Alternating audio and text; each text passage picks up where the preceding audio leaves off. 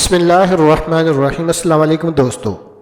ایسے روزانہ واقعات سننے کے لیے میرا چینل سبسکرائب کریں، شکریہ۔ حضرت عائشہ رضی اللہ تعالیٰ عنہ کی ایک کنیز تھی جن کا نام حضرت بریرہ رضی اللہ تعالیٰ عنہ تھا۔ پہلے یہ کسی اور کی کنیز تھی اور اس کا نکاح حضرت مغیث رضی اللہ تعالیٰ عنہ سے کر دیا تھا، اور چونکہ اصول یہ ہے کہ اگر آقا اپنی باندی کی کسی سے شادی کر دیں تو آقا کو اپنی باندی سے اجازت لینے کی ضرورت نہیں ہوتی، اس لیے کہ یہ اس کی ملکیت ہوتی ہے۔ چنانچہ حضرت بریرہ رضی اللہ تعالی عنہ کا نکاح حضرت مغیث رضی اللہ تعالی عنہ سے کر دیا، اور حضرت مغیث رضی اللہ تعالی عنہ کوئی پسندیدہ شخصیت نہیں تھے بلکہ سیاہ فام تھے، اور حضرت بریرہ رضی اللہ تعالی عنہ حسین و جمیل خاتون تھیں۔ اس حالت میں ان کا نکاح ہو گیا۔ حضرت عائشہ صدیقہ رضی اللہ تعالی عنہ نے چاہا کہ ان کو خرید کر آزاد کر دیں، چنانچہ حضرت عائشہ رضی اللہ تعالی عنہ نے ان کو خریدا اور پھر آزاد کر دیا۔ شریعت کا حکم یہ ہے کہ جب کوئی کنیز آزاد ہو جائے اور اس کا نکاح پہلے سے کسی کے ساتھ ہو چکا ہو تو اس کو آزادی ہے کہ وہ اپنے شوہر کے ساتھ نکاح کو برقرار رکھے یا نکاح کو ختم کر دے اور پھر کسی اور سے نکاح کر لے۔ جب حضرت بریرہ رضی اللہ تعالی عنہ آزاد ہوئیں تو شریعت کے مطابق ان کو بھی فسخ نکاح کا اختیار مل گیا،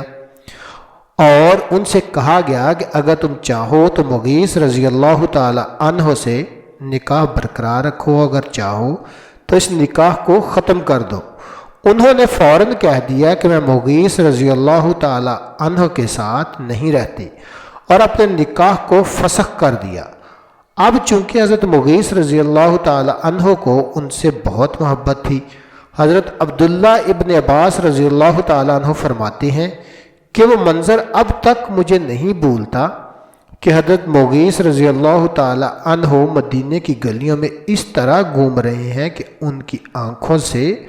آنسو بہہ رہے ہیں اور آنسوؤں سے داری بھی تر ہے۔ حضرت بریرہ رضی اللہ تعالی عنہ کی خدمت کر رہے ہیں اور ان کو اس پر راضی کرنے کی کوشش کر رہے ہیں کہ خدا کے لیے اپنے اس فیصلے کو تبدیل کر لو اور دوبارہ مجھ سے نکاح کر لو،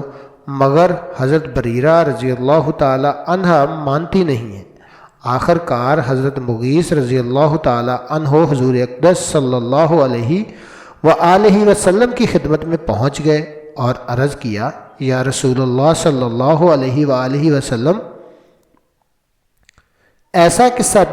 پیش آیا ہے کیونکہ مجھے ان سے بہت تعلق ہے اور اتنا عرصہ ساتھ گزارا ہے۔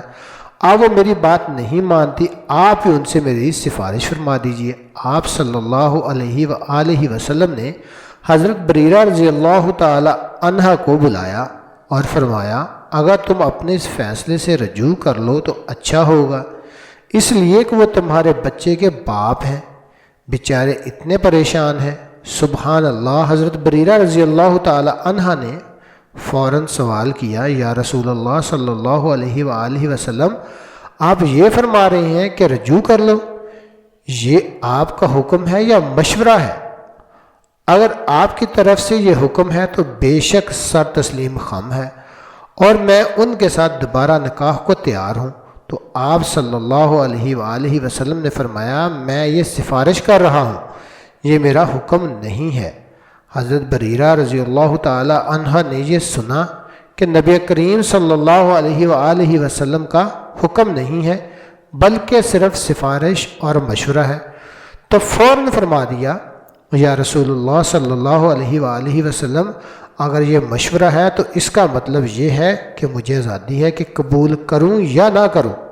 لہٰذا میرا فیصلہ یہی ہے کہ اب میں دوبارہ ان کے پاس نہیں جاؤں گی۔ چنانچہ حضرت بریرہ رضی اللہ تعالی عنہ اس کے پاس نہیں گئی